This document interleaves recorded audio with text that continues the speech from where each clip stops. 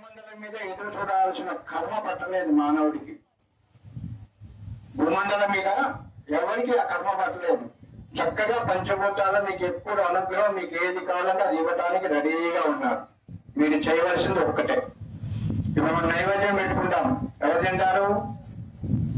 మనం తింటాం. లేకపోతే ఒకటి ఏది పెట్టినా కానీ భగవంతుడికి మళ్ళీ మనం తీసుకొని మనం తింటాం. అదే భగవంతుడు తింటే మీరు పెడతారా? తగ్గించేస్తారు. చిన్న గిన్నెలో పెట్టండి, పెద్ద గిన్నెలో పెట్టారు, అంతేనే కదా. కాబట్టి భగవంతుడికి కావాల్సిందేమీ యజ్ఞ స్వరూపంగా యజ్ఞం నుంచి ఎప్పుడైతే చేస్తామో దాంట్లో రసాయన క్రియ జరిగిన తర్వాత నికోటిన్ పదార్థం ఏర్పడుతుంది. ఆ నికోటిన్ పదార్థం మేఘాలకి పోతుంది, మేఘాల నుంచి వర్షం మనకి వస్తుంది. ఎప్పుడైతే మనం యజ్ఞ యాగాలు గతువులు ఎక్కడైతే మనం వేగా చేసుకోగలుగుతామో అక్కడ వర్షానికి ఎటువంటి ఇబ్బంది ఉండదు. వర్షం అనేది మన చేతుల్లో ఉంటుంది. మనం ఎప్పుడు కావాలంటే అప్పుడు పిలుచుకోవడానికి వర్ణదేవుడు మనకి రెడీగా ఉంటారు. మనం తీసుకోవటమే రేటు. ఇప్పుడు మనకి నదిలో నీళ్ళు, ప్రకృతి ఇస్తుంది సంపద. నదిలో నీళ్ళు వస్తాయి. ఏం చేస్తారు? నదికి నీళ్ళు వచ్చిన తర్వాత చక్కగా గంగాదేవిని మనం ఆహ్వానిస్తూ నది దగ్గరికి వెళ్ళి పూజ చేసుకొని ఆమె చీర సమర్పించడము, పశువుగా సమర్పించడము, పువ్వులు సమర్పించడము ప్రతి ఒక్కరి బాధ్యత.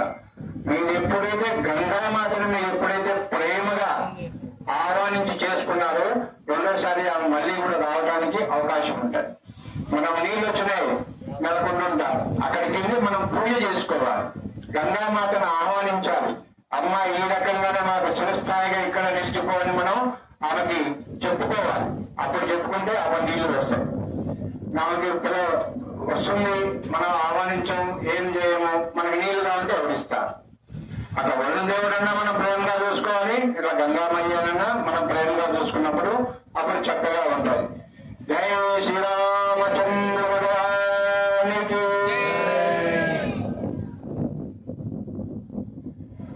తర్వాత ఇంకెవరికైనా సంతాన ప్రాప్తాలు ఎవరికైనా లేకపోతే అడ్రస్ చెప్తారు స్వామీజీ గారు. అడ్రస్ కి మీరు రండి, సంతాన ప్రాప్తాలు ఇస్తాం. ఆరోగ్యాలు బాగలేని వాళ్ళు ఎవరైనా ఉన్నా కానీ అడ్రస్ చెప్తారు స్వామీజీ గారు. అడ్రస్ తీసుకొని అక్కడికి రండి. వీళ్ళకి కూడా తెలుసు, ఇది వచ్చేవాళ్ళన్నా వీళ్ళకి కూడా తెలుసు. ఆ అడ్రస్కి వస్తే ఇస్తాం. ఒంట్లో బాగాలేని వాళ్ళు ఎంతమంది ఉన్నారు? ఒంట్లో బాగాలేని వాళ్ళు ఎక్కడి నుంచి చేతులు ఎంతమంది ఉన్నారు? రేపు అందరూ బాగున్నారు, సంతోషం. నాకు పని లేదు ఇక్కడ. సంతోషం, బాగున్నారు అందరు. ఇక తర్వాత మనం ప్రకృతిని ప్రేమించడం ఎలా, ప్రకృతిలో మనం జీవించడం ఎలా అనుకున్నప్పుడు ఉదయాన్నే ఇప్పుడు మీకు థైరాయిడ్ ఉందనుకోండి, థైరాయిడ్ జబ్బు ఉంది అనుకోండి, మీరు ఏం చేయాల్సిన పని లేదు. సూర్యుడు ఉదయాన్నే ఉదయిస్తూ ఉంటారు.